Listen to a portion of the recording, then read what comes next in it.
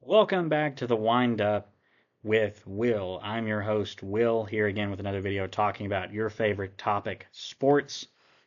We're going to get through this video this time. This is my third take. um, so in today's video, we're going to talk about the London series. We're going to talk about Caitlin Clark and the U.S. women's Olympic team, the NBA Finals, the Stanley Cup Finals, the Belmont and Preakness Stakes. First off, we're going to cover the London series. That's MLB's version of playing international games like the NFL does. So earlier today, the Mets played the Phillies. Unfortunately for my Mets, the Phillies won 7-2.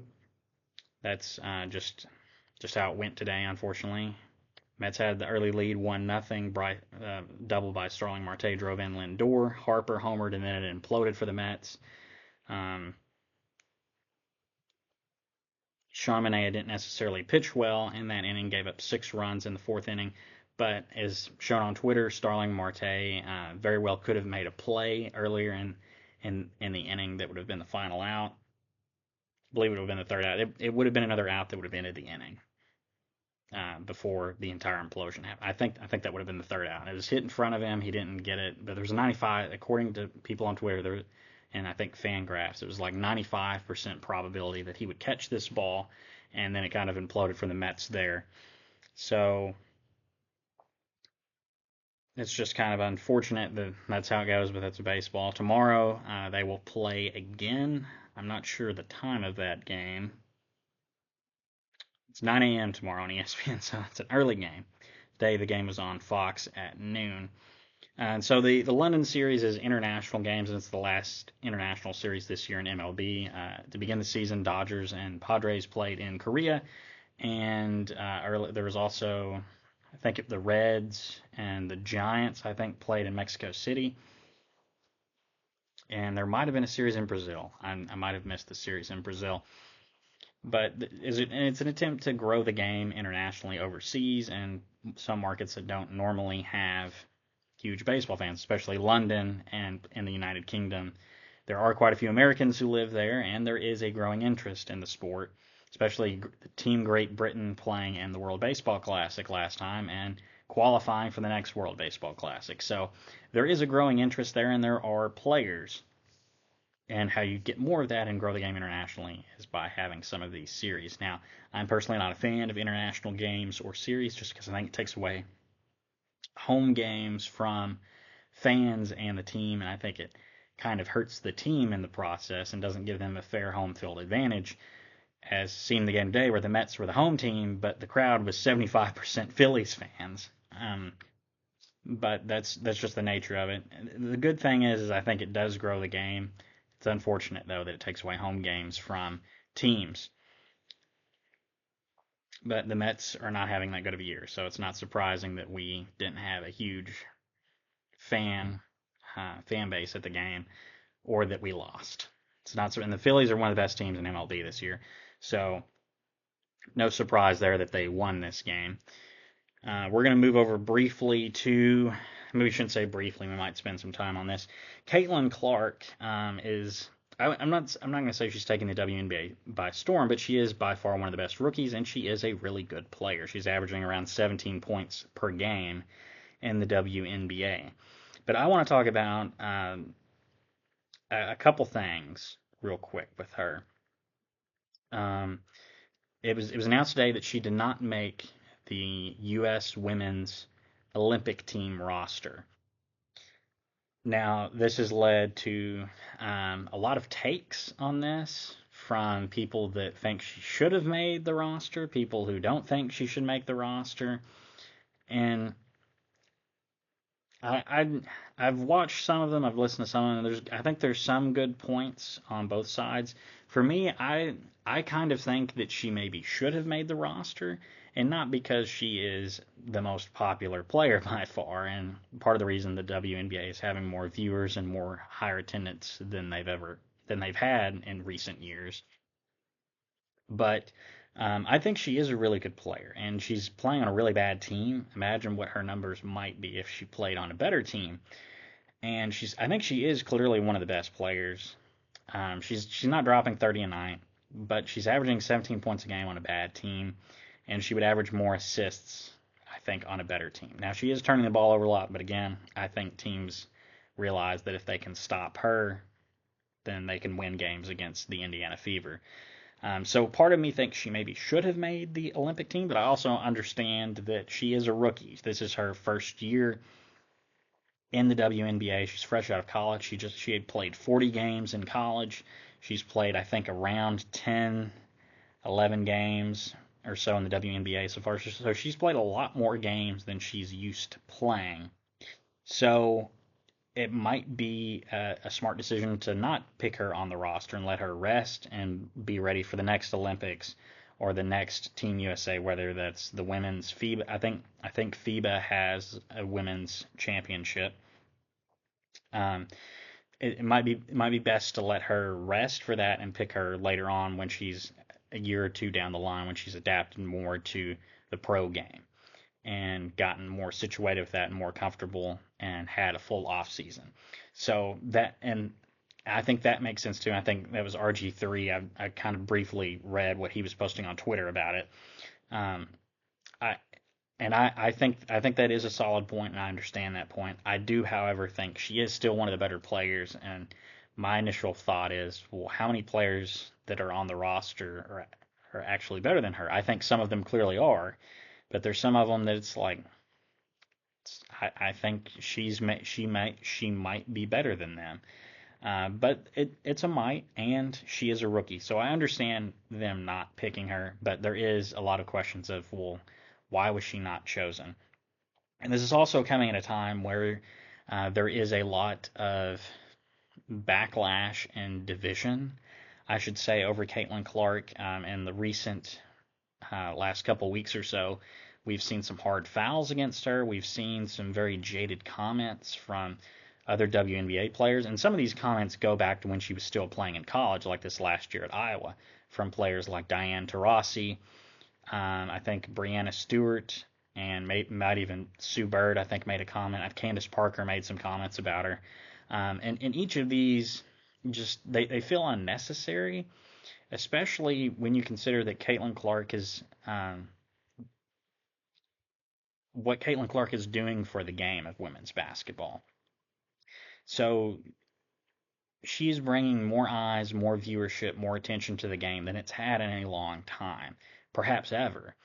Especially like if you look at the college game, this past year the women's national championship had more viewers than the men's national championship by 4 million viewers. It had 18 million viewers watching the women's national championship in college basketball, more than it's ever had before.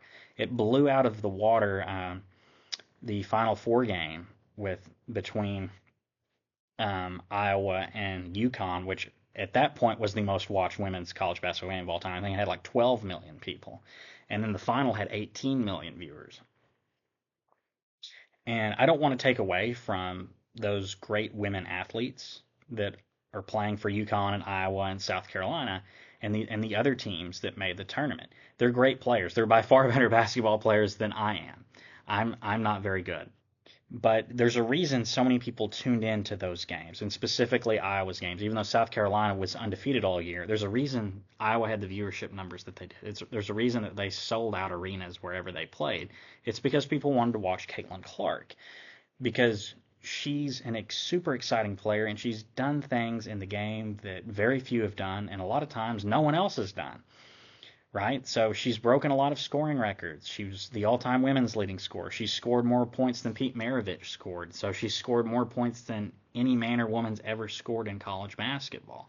She's broken the all-time three-point record. She has the most points, I think, in a single either in a single NCAA tournament. I think for a career NCAA tournament, she has the most points.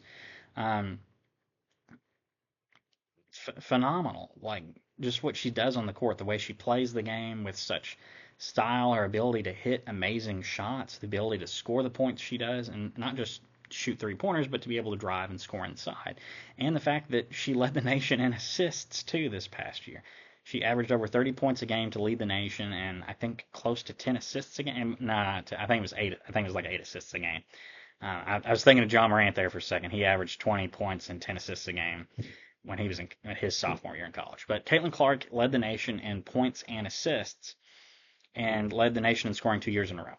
So absolutely phenomenal play by her, and people wanted to watch her. I went and watched her play at Indiana. There's a reason people watched women's college basketball so much this past year. And part of it's Caitlin Clark. A huge part of it's Caitlin Clark. Sure, there are other great teams and other great players. And over probably the last 5 years, I've found myself watching normally the Final Four and the women's championship. And that's not because Caitlin Clark was playing in it, because they've only made the final the last 2 years. And 5 years ago, she wasn't in college. It's because games have been more aired on TV than they were 20 years ago. So there's a lot more women's games on TV, especially the NCAA tournament now. It gets highlighted and promoted more, and the more it does, just as it was talked about in my, I believe it was Psychology of Sports Fandom class in college by Dr. Juan, great professor. Shout out to Dr. Juan. Something he talked about in that class, and it was just briefly talked about, and I'd never thought of it before, was part of the reason women's college, whether it's women's college sports or women's pro sports, don't have the viewership numbers that they do and don't have the fan bases that they do, is they're not promoted. They don't get showcased like others. And it's kind of a cyclical thing. As more people watch and are interested in it, it'll get more viewership. But part of the way for it to get more viewership, or part of how to, as more people are interested, it will get more viewership. And the more viewership or promotion that the sport gets, also the more viewers that want to watch it. So it's a kind of cyclical thing. And that's the case with women's sports. Hello, Cole. I'm doing a podcast. I'll be done in like 10 minutes maybe. We're not sorry, we're going to keep going. That was my brother Cole there.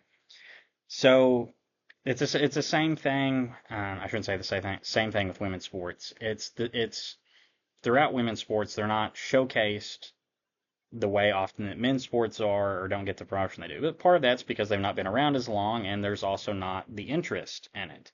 But as more time goes on and they get more viewership or get more promotion, more TV, more games on TV, the more people get interested in watching it, just simply because it's sports. I'm a sports fan. I love watching sports just because of their sports, and that's why I've been attracted to watching women's college basketball these past few years. And even before that, I remember as a kid, we'd go to men's and women's doubleheader basketball games at Murray State, where I ended up going to college.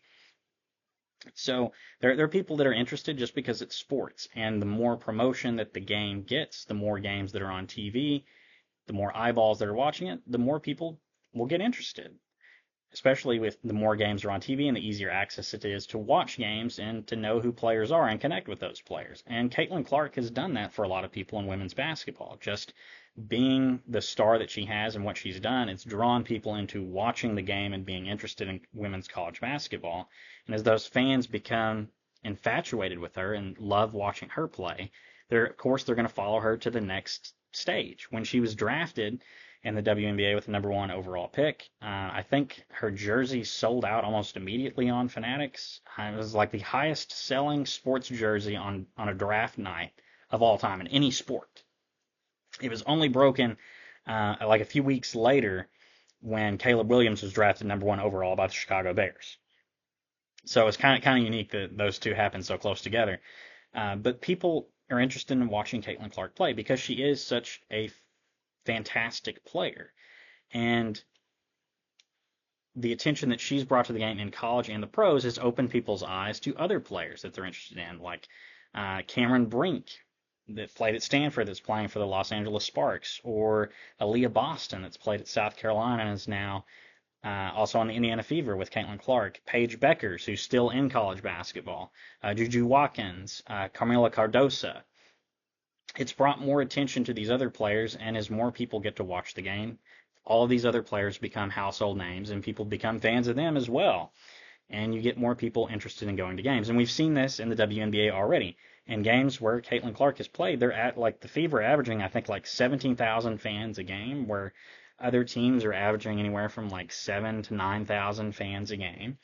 And also some of the games on TV have had, even though the ratings aren't quite like the women's college games have been, where Caitlin Clark's played and Iowa's played in the tournament, they're still, I think what I saw was they were the highest rated WNBA games on ESPN in like nearly 15 years. So she's bringing eyes and attention to the game. And there's a lot of negative backlash from some fans and even some WNBA players towards Caitlin. And it really just seems to be out of jealousy or hate. And I don't think that it's warranted. It's not warranted at all, because Caitlin's just playing her game, doing what she does. Her team's not very good. Based on their record and the few games that I've watched, they've not done well. But she's a fantastic player. People like watching her play. And the more attention and eyeballs she helps bring to the game will help people become fans of the other players and fans of the other teams, and eventually bring the WNBA more money. Like I think my brother said earlier, that the NBA loses, or the WNBA loses millions and millions of dollars every year because they don't turn a profit, unfortunately. That's because people are not interested in watching the game. They don't have the fans that they do. But Caitlin Clark is perhaps changing that. So I think a lot of the negative backlash she's getting from other players, I think, is unwarranted. I can understand it from the fans' perspective, because for years I didn't like Peyton Manning. Everyone else loved Peyton Manning. We live in Western Kentucky. That's where I grew up. And our news is out of Evansville, Indiana. Well, they're going to talk about the Colts and Peyton Manning. Even when he was no longer on the Colts, they talked about Peyton Manning. And I didn't like that. I wasn't a fan of his, and everyone else seemed to love him. And I was just kind of annoyed with them constantly talking about Peyton Manning. So it pushed me to be more of a Tom Brady fan. So I totally get why some fans and people who maybe don't follow college basketball or women's basketball or the WNBA don't like Caitlin Clark. I understand that. I get that. You don't like all the media attention around her. It's totally fine. I understand it. It's all sports fans go through this with some player. But I think the comments by the other WNBA players are very unwarranted. Like, Caitlin's just trying to play her game and be successful at it. And she's bringing a lot of great attention to the game. A lot of people are watching games now. A lot of people are going to games. I might actually go to a game later this summer. So I think the WNBA players need to pump the brakes a bit and realize, hey, all this in the end is going to be better for the league and for me as well, because it's going to eventually bring more money to the game. So that's, get off my soapbox now, but that's just kind of what I've saw in the WNBA over the last couple of weeks and the media around it, and I just don't think it's good for the WNBA and its players to. The league really hasn't done it, but the players have certainly, with some of the hard fouls and some of the jaded comments towards Caitlin Clark and trying to make it about themselves, I think is hurtful towards the game. Caitlin Clark's just trying to play the game, and she's clearly bringing attention and viewership to the game that it has lacked for a while. And perhaps it's attention and viewership that the league has never gotten before. And maybe 20 years from now, someone comes along and is better than Caitlin Clark and brings even more viewers. But the point is, she's doing things for the game that greatly benefit the game. And I think some WNBA players are missing that. I'm going to get off the soapbox real quick, and we're going to talk about the NBA Finals and the Stanley Cup Finals. But we're going to talk about the NBA Finals first. Game 1 was Thursday night. I actually did not watch this. I was at a concert. But the Celtics won 107-89. There's been a lot of talk around the series with some people I've talked to that are really much more basketball fans, especially more NBA fans than me. A lot of them kind of feel like this is the Mavericks series. And I understand that. They have been the David and the David versus Goliath so far. They've knocked off the Clippers. They knocked off the Clippers, the Thunder, and the Timberwolves to get to the finals. They're a 5 seed out of the West. And the Celtics have just kind of had an easy road to the finals. Who have the Celtics played so far? The Celtics played a Miami Heat team that didn't have Jimmy Butler. They then played a Cleveland Cavaliers team who's good but not great. And then they got to play an Indiana Pacers team, a 6 seed, that managed to upset the very injured Knicks. And then the Pacers themselves had injuries with Tyrese Halliburton missing games 3 and 4. And so the Celtics swept them. The Celtics have had an easy road to the finals compared to the Mavericks. And a lot of people are saying that they've not been battle tested and that gives the advantage to the Mavericks. I understand that logic. But the Celtics having an easy road might mean they're more rested. They're more ready to go. And they certainly have been the better team all year. There's a reason they had the number one. Sorry, I'm keep wanting to pull the mic up. I'm sure that makes it really loud. There's a reason that they have the number one seed in the NBA playoffs. They had the best record all year. They've been the best team all year. They were 14 games ahead of the Knicks, who are the 2 seed in the East. I think the Celtics are the best team. They finally seem to have put it together, and they won Thursday night 107-89 over the Mavericks. With their ability to score from Jaylen Brown and Jason Tatum, a very experienced Al Horford, and very good Derek White. This Celtics team is very good. I think they're the complete package, and I think they're going to win this series. I do think the Mavericks are a really good team, and the fact that they've beaten better teams than them in this playoffs already, whether that's the Clippers, who I thought they would upset anyway, but beating the Thunder, who are the number one seed in the West, and then beating the Timberwolves, who upset the defending champions. And the Timberwolves themselves are a great team with Cat and Anthony Edwards. I did not see them beating them at all, and they did and are in the NBA Finals facing the Celtics. Celtics took game one, but I do think, though, that the Mavericks will make this a series. I think this could go 6 or 7 games. I'm going to say the Celtics win, and especially after game one, I'm going to say the Celtics win in 6. I think the Mavericks could extend it out to 7, but I think the Celtics are the better team. But the Mavericks have just their play style, the way they've played, been able to knock off better teams. I would not be surprised if this does not become a really good series. But I think the Celtics are going to win and win their 18th title to pull ahead of the Lakers and from that tie for the most championships. They're going to move ahead with 18 here. So that's what I have on the NBA. Moving on to the NHL, the Stanley Cup Finals are to begin tonight. And I did not talk about this because my last video was before the final teams were decided. I don't remember from my last video if the Oilers had already clinched. I don't think that they had. No, they had not. So the Oilers clinched on Sunday 2-1 over the Stars, and that was in Game 6. For them to go to the finals is the Oilers' first appearance in the Stanley Cup Finals since 2006, which they lost. And they're looking to become the first Canadian team to win a Stanley Cup Final since the 1993 Montreal Canadiens. This is big, and this Oilers team is really, really good. But I want to talk about, unfortunately, my New York Rangers were beaten by their opponent, the Florida Panthers, on last Saturday. The Panthers upset the Rangers. I shouldn't say upset. I think they were the favorite in the game because it was in Florida. They won 2-1 over the Rangers. The Rangers were the President's Trophy winner, and the drought continues since 2013. No President's Trophy winner has won the Stanley Cup, the last one being the Chicago Blackhawks in 2013, arguably the best team of all time.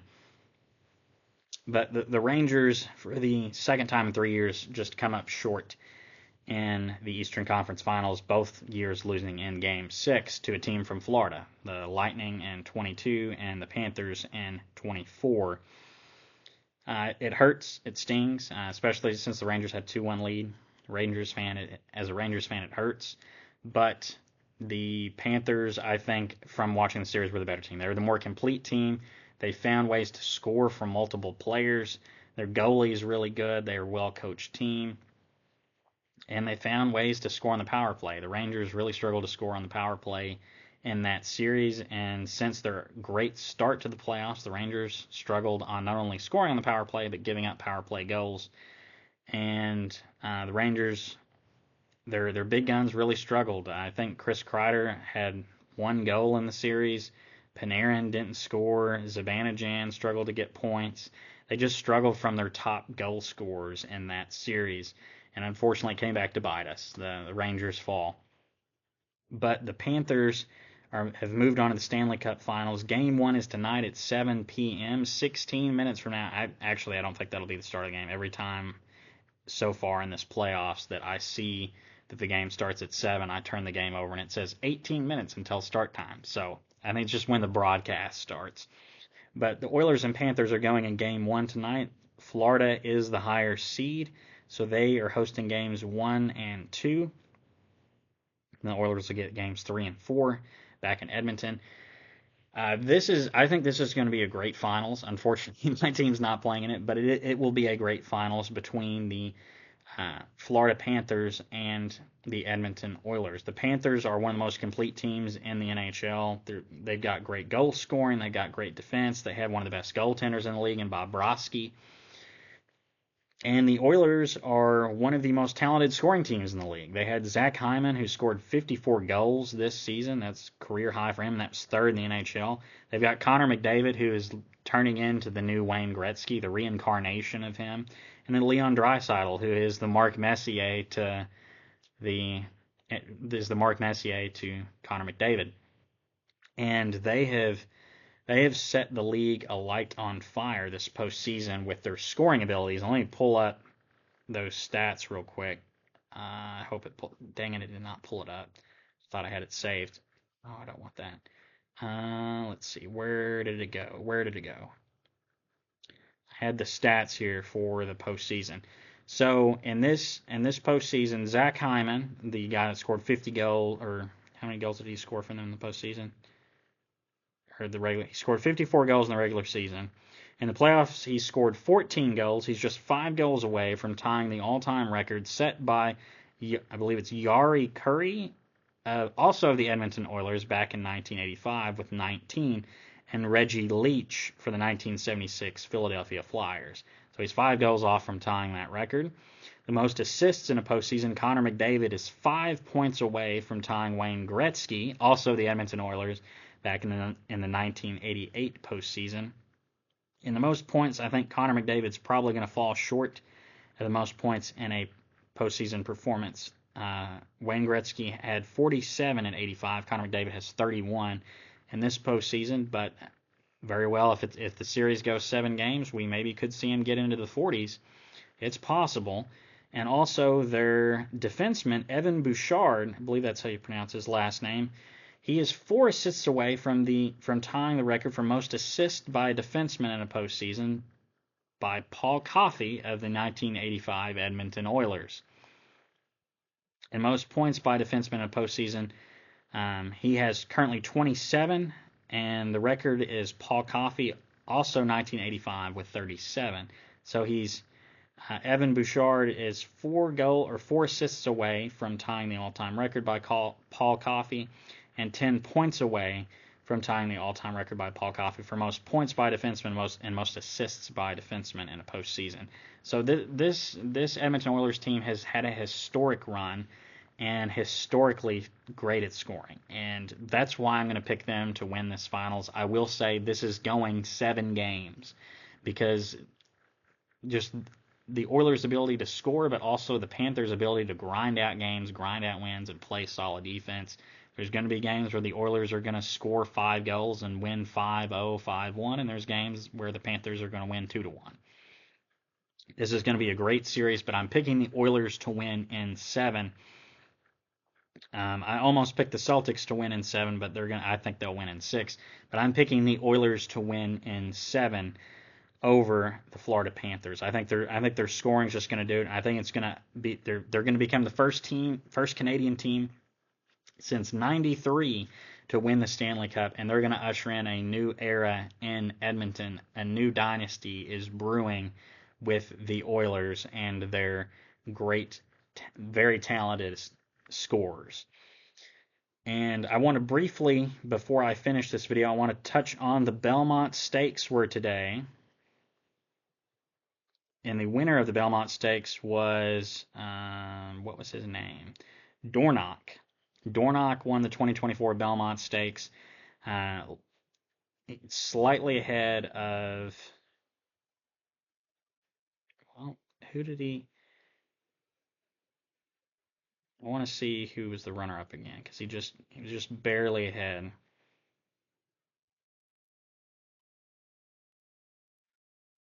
Well, anyway, Dornoch is owned by Jason Worth, former MLB player that played with the Phillies and the Nationals. So congrats to Jason Worth and Dornoch on winning the 2024 Belmont Stakes.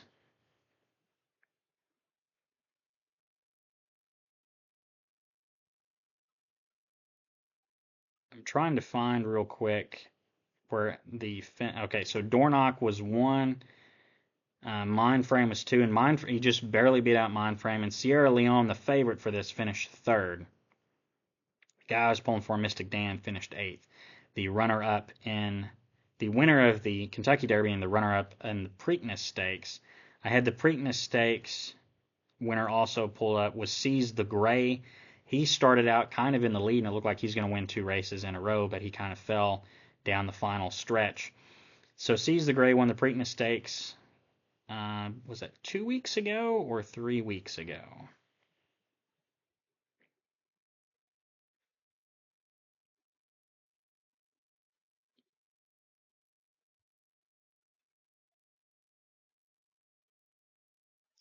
Struggling to find a date for it. I apologize. But the Preakness Stakes were a few weeks ago. I apologize for not mentioning that. I don't think I mentioned that in my recent videos. Seize the Gray won that.